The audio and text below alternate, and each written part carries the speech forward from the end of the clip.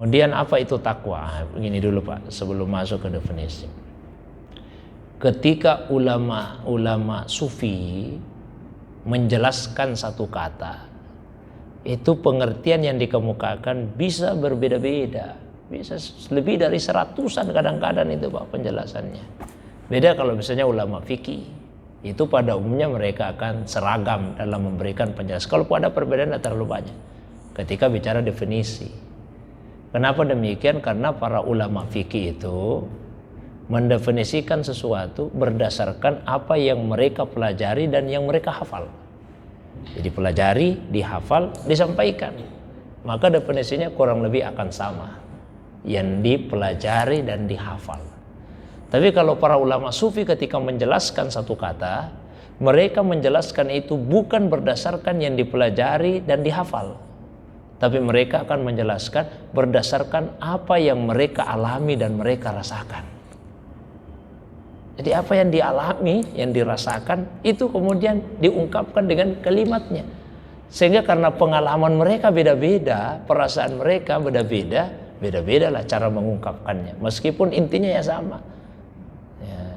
Jadi ketika misalnya ditanya tentang apa itu takwa, ya mereka akan mengungkapkan itu sesuai dengan perjalanan hidupnya, pengalaman hidupnya, apa yang mereka rasakan.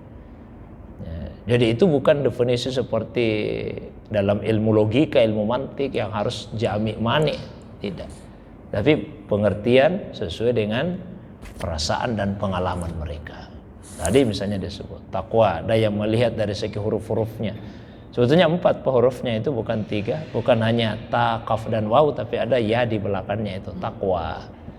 Ya, tanya tawadu, rendah hati, kafnya itu qanaah, merasa cukup, wanya itu wara, yanya itu yakin. Orang bertakwa adalah orang yang rendah hati, yang menjaga diri dan qanaah, merasa cukup, menjaga diri, kemudian yakin kepada Allah Subhanahu wa taala. Nah, ada juga yang mendefinisikan ya takwa itu intinya adalah kehati-hatian yang lebih. Kehati-hatian lebih. Kalau tadi Abdullah bin Umar, antaral ghaira afdalu minka. Selalu melihat orang selain dirimu itu lebih baik daripada dirimu. Kayaknya pernah juga saya sampaikan. Itu orang yang bertakwa. Dengan siapapun kita ketemu, kita memandang dia lebih baik dari diri kita.